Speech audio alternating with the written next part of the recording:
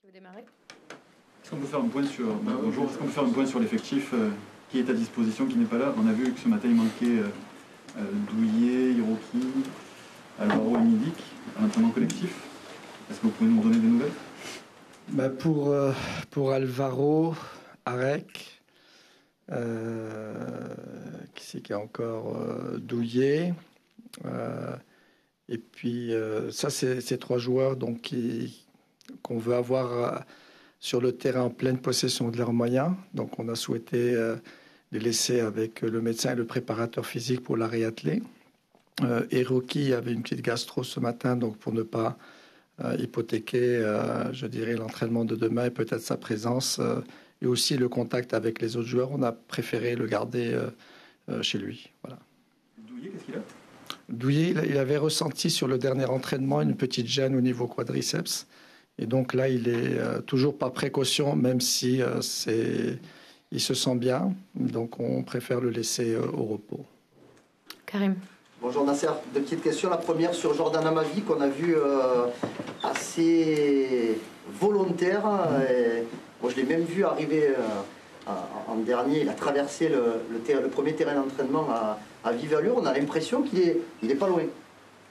Déjà dans sa tête, c'est pas qu'il est pas loin, il est prêt. Dans sa tête. Après, c'est vrai que quand on a une interruption aussi longue, il va falloir reprendre le rythme tranquillement au niveau de l'entraînement. C'est un garçon qui a bien travaillé, qui a demandé du travail supplémentaire justement avec le préparateur physique. Et c'est vrai, on est très content de le revoir sur le terrain avec cet enthousiasme. Pour dimanche il sera dans le groupe. D'accord. Donc je poursuis. C'est votre...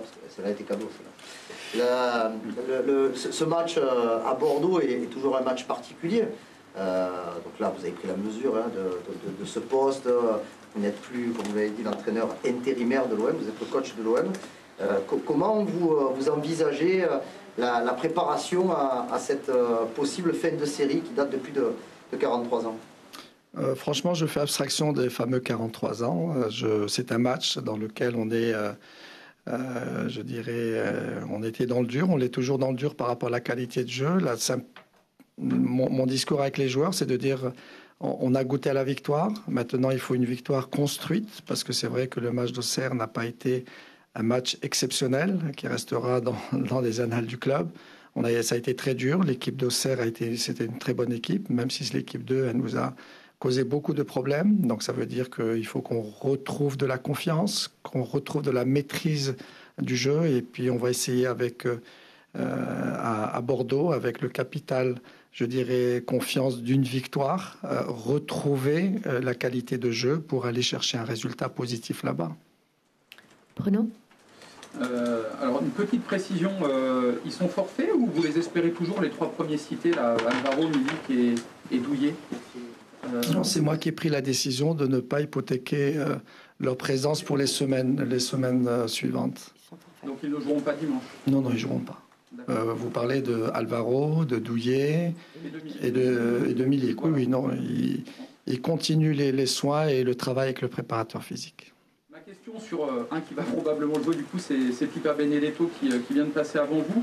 Vous l'avez rapidement évoqué, vous nous l'avez dit, vous appréciez l'homme, vous appréciez le joueur, il lui manquait peut-être ce déclic. Il vous plaît vraiment, voilà, et vous sentez peut-être que ça y est, c'est parti, les buts pour lui aussi, voilà, ça a peut-être plus débloqué aussi. Vous savez, un attaquant, c'est très particulier. C'est des joueurs qui ont besoin de confiance, qui ont besoin de ballons dans les 16 mètres pour pouvoir scorer. C'est un garçon que j'aime bien ses qualités. Je reste encore sur les images de son arrivée à Marseille, où il a été très performant. C'était quelqu'un que j'avais même demandé aux analyses vidéo de me sortir ses déplacements dans les 16 mètres pour les montrer à nos jeunes au niveau du centre de formation. Ça veut dire c'est impossible qu'il ait perdu les sensations qu'on lui connaissait en si peu de temps. Et je voudrais absolument qu'il retrouve cette confiance. Donc voilà, donc aujourd'hui, il a marqué ce but et je l'espère de tout cœur que dans le jeu, il retrouve aussi les sensations collectives, hein, parce que dans le match d'Auxerre, c'est vrai qu'il a perdu beaucoup de ballons et il a fait beaucoup d'erreurs techniques directes qui ne sont pas ses habitudes et je voudrais qu'il retrouve les mêmes sensations qu'avant. Romain. Coach, est-ce que Cheikh Bamba Dieng va être titulaire pour les 10 prochains matchs? Après, non, je rigole. Est-ce que voilà, il a gagné un peu sa place dans la rotation en attaque? Et aussi faire un petit point sur Christo Roquia qui est rentré, on va dire, milieu gauche, parce qu'il y avait l'idée de défendre avec 2 lignes de 4. Est-ce qu'il y a des entraîneurs à l'OM qui ne le voyaient pas latéral gauche, qui trouvaient que voilà, il pouvait peut-être apporter comme deuxième latéral, on va dire. Est-ce que pour vous, il peut être la doublure de Jordan Amavi en tant que défenseur gauche? Déjà pour Dieng, eh ben vous avez vu, hein, il est rentré, il nous a aidé aussi dans le replacement défensif, et puis il a eu cette occasion et l'instinct du buteur en partant de 40 mètres sans avoir beaucoup de temps de jeu à ce niveau-là, et est capable d'aller marquer ce but-là. C'est sûr qu'il gagne des points. Est-ce que c'est des points pour être titulaire? Est-ce que c'est des points pour être sur le banc? Donc ça, c'est autre chose. Donc il a montré qu'il avait sa place dans le groupe actuellement. Après, pour Roquia, c'est vrai que sa rentrée, je voulais lui donner une petite rentrée pour qu'il retrouve les sensations de l'équipe. Après, ça sera l'entraînement et pour voir un petit peu son positionnement et surtout ce qu'il peut nous apporter dans l'équipe. C'est vrai que c'est un garçon qui peut nous dépanner latéral gauche. Pourquoi pas nous dépanner aussi sur un côté. Donc, c'est comme tous les autres joueurs, il aura autant de chance que les autres. Vous, il est défenseur gauche. Je me souviens l'année dernière en réserve, les premiers matchs avant qu'il parte à Sochaux, il les avait fait beaucoup plus haut. Oui, pour moi, aujourd'hui, pour moi, c'est un latéral gauche. Je l'ai fait rentrer sur ce côté-là, tout simplement pour nous aider à mieux contenir l'adversaire, parce que c'est vrai que sur ce côté-là, on avait quelques problèmes avec leur excentré qui rentrait à l'intérieur. On n'a pas su résoudre ce problème-là. Et peut-être qu'en 2 contre 1, entre lui qui a les réflexes d'un défenseur avec Hiroki, pour résoudre ce problème-là, je l'ai fait rentrer à ce poste-là. Mélissande. Oui, bonjour Nasser. Est-ce que vous avez donné le brassard à Bouba Camara à Auxerre? Je voulais que vous me parliez un peu de sa saison. C'est une saison très compliquée collectivement pour l'équipe, et il arrive quand même à garder toujours un certain niveau et à garder une force aussi psychologique. On a l'impression dans la tempête. Est-ce que ça vous étonne à son âge? Et qu'est-ce que vous pensez de sa saison et de ses matchs? Je pense qu'un joueur de très haut niveau doit être capable, dans n'importe quelle condition, de garder, je dirais, un niveau de performance. C'est vrai qu'il fait partie des joueurs qui m'impressionnent, à la fois par son calme, par ses performances. Aujourd'hui, ce n'est pas seulement par ses qualités, mais ses qualités, il les met à disposition de l'équipe. Vous avez vu, en jouant milieu de terrain, notamment contre le Paris Saint-Germain, il a été performant, même si on a perdu le match. Et puis contre Auxerre, en le reculant dans la défense qui était son poste, je dirais, de formation, il m'a beaucoup satisfait, il m'a beaucoup surpris par rapport à, encore une fois, par sa performance. Les 1 contre 1, il a été capable de contenir les 1 contre 1. Le brassard lui a donné encore une autre, je dirais, une autre qualité, c'est celle de commander ses partenaires, parce que c'est vrai qu'on le voit sur le terrain parfois discret. Il fait son job, et puis là, j'ai trouvé qu'il a fait en plus un job collectif. Nassim. Nasser, bonjour, ici. Vous disiez tout à l'heure que le match d'Auxerre n'entrera pas dans l'histoire du club, mais le match de Bordeaux, si vous arrivez à le remporter, vous entrerez peut-être même vous dans l'histoire du club. Est-ce qu'il y a cette dimension-là au fond de vous, de vous dire je peux être l'entraîneur qui va enfin mettre fin à cette série? Franchement, j'y pense pas. J'ai appris ça hier, que c'était autant d'années de non-victoire à Bordeaux. Non, je veux continuer dans cette idée de remettre, je dirais, psychologiquement et mentalement les joueurs en confiance, de pouvoir jouer leur football avec beaucoup de plaisir, avec beaucoup d'allant, en allant de l'avant. Et si effectivement ils gagnent, c'est eux qui rentrent dans l'histoire et non pas moi. Nico. Vu votre poste donc du directeur du centre de formation et également vos choix sur ces derniers matchs, est-ce que vous avez eu un discours par rapport aux jeunes, et est-ce que vous sentez que ces jeunes, justement, au-delà donc de Dieng, de Roquia dont on a parlé, ont le sentiment désormais qu'ils peuvent faire partie un peu plus concrètement de l'aventure? Non, j'ai pas eu de discussion avec les joueurs du centre de formation, et les discours c'est une chose, mais les faits c'est autre chose. J'espère qu'ils ont vu de leurs propres yeux, qu'ils vont interpréter nos choix comme des choix forts qui leur permettent justement d'être dans l'excellence pour entrer dans cette équipe-là et chaque garçon qui pourra faire de la performance aura le droit de venir prétendre à ce poste-là. Pardon, mais du coup, vous, c'est vraiment une intention de continuer à faire appel à eux? S'ils sont performants et qu'on a des joueurs qui sont habitués à l'équipe professionnelle, qui sont moins performants, oui. Xavier. Bonjour Nasser, 2 petites questions. La première sur votre perception de la fonction de coach. Est-ce qu'aujourd'hui vous estimez que c'est fondamental et primordial d'être proche de ces joueurs, ou alors est-ce que selon vous c'est plutôt anecdotique? C'est primordial. C'est primordial d'être proche de ces joueurs. Vous faites une activité qui touche l'humain. Et c'est l'humain qui est sur le terrain, c'est l'humain qui fait les résultats. Aujourd'hui, si vous n'êtes pas proche de vos joueurs, il va vous manquer quelque chose. Vous allez beau être le plus fin tacticien, technicien, ce que vous voulez. Si vous n'avez pas cette proximité avec vos joueurs, que vous les écoutiez, que vous soyez à leur écoute aussi, parce que souvent, quand on est entraîneur, on veut dicter plein de choses. Mais il faut être ferme, bien sûr, il faut avoir de la personnalité, mais en même temps, être quelqu'un qui est à l'écoute des uns et des autres. Valentin. Juste, je termine. Plus sur votre œil de formateur, en début de semaine, vous évoquiez la difficulté de lancer des jeunes joueurs au vu du très haut niveau. Au-delà de l'âge et de l'aspect physique, quels sont aujourd'hui les principaux critères que vous voyez pour lancer les jeunes joueurs? Est-ce que c'est sur l'aspect mental, sur l'aspect technique? Alors, moi, je pense que c'est surtout sur le plan mental et mentalité. Le mental, c'est être capable d'aller chercher la place et la concurrence avec les autres joueurs. Et la mentalité, parce que les jeunes joueurs aujourd'hui, malheureusement, s'enflamment trop vite. Donc je le vois sur des joueurs qui sont de retour de sélection, des joueurs qui font 1 ou 2 entraînements. Ce matin, j'ai vu un jeune s'entraîner avec nous qui était complètement perdu mentalement. Un autre joueur qui n'a pas donné la performance souhaitée parce qu'il pensait qu'il était meilleur que les autres. Donc voilà, donc la difficulté de lancer des jeunes, c'est d'être capable au niveau de ces groupes, que ce soit en moins 17, en 19 ou en 2, d'être capable dans la durée de répéter les performances. Et quand on le met la première fois à l'entraînement avec les pros, c'est d'être mentalement très fort parce qu'il y a de la concurrence et être capable d'aller chercher, je dirais, de titiller la place de ceux qui sont titulaires. Valentin.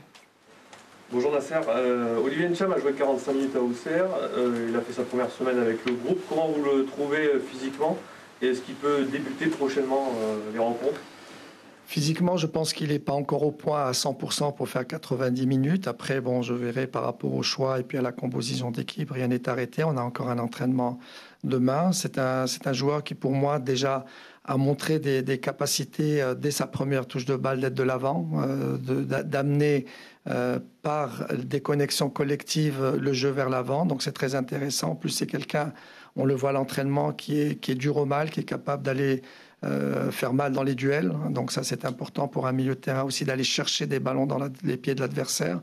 Donc il a toutes les qualités pour. Aujourd'hui, physiquement, il y a encore des paliers à franchir. Karim.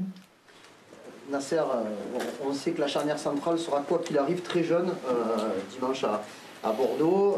Lucas Perrin a été plutôt bon contre Lens. Là, vous avez parlé de la satisfaction de voir Bouba retrouver des sensations très vite sur le match d'Auxerre avec Balerdi. Est-ce que le fait aussi que Camara et Perrin aient joué très régulièrement ensemble chez les jeunes, ça peut vous faire réfléchir? Est-ce que vos choix... Parce que vous avez dit que vos choix n'étaient pas encore arrêtés pour la composition d'équipe. Je pense que c'est un secteur sur lequel vous devez vraiment réfléchir. Oui, bien sûr, à tous les postes, que ce soit sur le plan offensif. Est-ce qu'on joue à 2 attaquants? Est-ce qu'on joue avec 3 attaquants? Est-ce qu'on va jouer avec 2 milieux, 3 milieux? Est-ce qu'on va jouer à 3 défenseurs, 2 défenseurs? Je suis encore vraiment dans la réflexion avec l'étude d'abord de notre équipe avant de parler de celle de Bordeaux, voir un peu les sensations que l'on a pour les joueurs par rapport au match de Bordeaux. C'est vrai qu'on peut très bien imaginer une charnière de joueurs qui ont joué par le passé, mais c'est que le passé. Parce que sur les dernières années, ils n'ont plus joué ensemble. Donc c'est pas parce qu'ils ont joué en 19 ans, 17 ans ensemble qu'aujourd'hui, ça va être un réflexe de les mettre ensemble. C'est la performance du jour qui va faire et les choix du match qui vont faire. Est-ce qu'ils seront ensemble, ils ne seront pas ensemble? Je peux pas vous dire ça. Flo. Oui, Nasser, bonjour. Je voudrais savoir si à titre personnel, vous vous piquez un petit peu au jeu. Est-ce que vous redécouvrez des sensations, une adrénaline qu'il n'y avait peut-être pas forcément avec les jeunes? Enfin, les plaisirs doivent être différents, mais est-ce que ce stress du banc de touche, le fait de diriger une équipe pro, vous retrouvez des sensations qui vous font du bien quelque part. C'est vrai que le fait d'être sur le banc, on retrouve des sensations qu'on n'avait pas que j'ai pu eu depuis quelques années, depuis 3-4 ans, parce qu'avant, quand je l'expliquais, quand j'étais au Maroc, j'avais la responsabilité de certaines sélections nationales, donc les sensations, je les connais. Aujourd'hui, ce qui est intéressant pour moi, c'est vraiment ce contact avec les joueurs que je redécouvre, qui me donne énormément de plaisir de les accompagner sur le banc de touche. Et c'est vrai qu'une autre sensation, c'est de lire aussi le jeu pendant le match, surtout sur la première mi-temps, pour savoir comment pouvoir corriger les joueurs et leur donner encore plus d'envie sur une deuxième mi-temps, d'aller encore chercher plus, aller monter encore leur niveau de performance. Bruno? C'est justement votre 4e match. Est-ce que vous allez encore avoir ces sensations longtemps, encore lire longtemps l'équipe en première période, ou le savez-vous un petit peu là? Comme je vous l'ai dit, tant qu'on a besoin de moi, je serai là, et même le jour où je serai remplacé, je vivrai les mêmes sensations, même des tribunes. Cette question-là, pour savoir où peut aller cet OM d'après vous là. Il y a toujours cette victoire en championnat à aller chercher. On est à peine à la mi-championnat, ça vient d'être passé, mais que peut viser l'OM selon vous là? Franchement, avec les deux matchs en retard, si on n'hypothèque pas ces 6 points, je pense qu'il y a encore je dirais, être en tête, c'est pas possible, il faut être logique. Mais je pense se rapprocher être dans les 5 premiers, c'est tout à fait faisable avec ce groupe-là.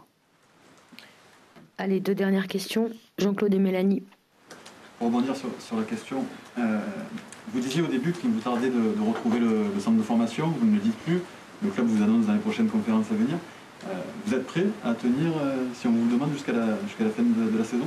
Je l'ai dit, tant que l'entraîneur n'est pas arrivé, je suis à la disposition du club, et à n'importe quel moment, je suis prêt à reprendre mes fonctions au niveau du centre de formation. Mélanie, sur Bordeaux, quelle analyse vous faites de cette équipe? Quelles sont ses forces et ses faiblesses?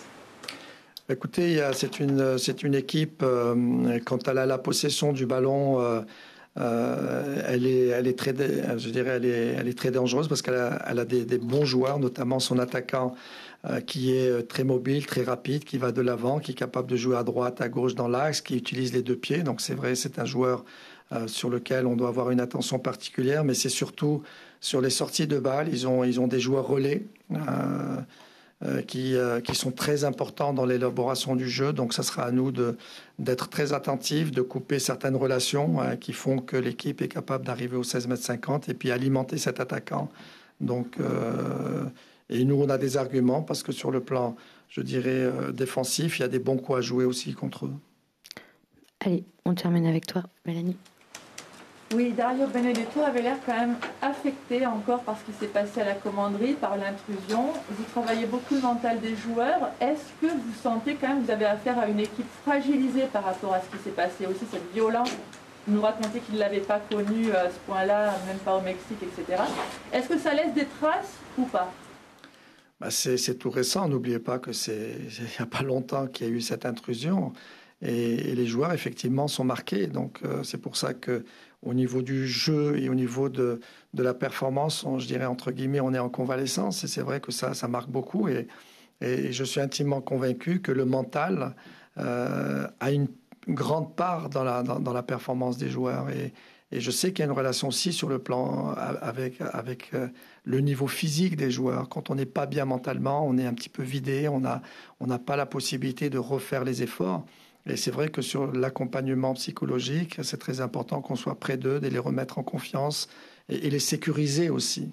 Donc ça me paraît important. Merci beaucoup. Merci à vous. Vous n'avez pas de nouvelles pour OM Rennes Non, la date, vous n'avez pas? Non, je ne l'ai pas.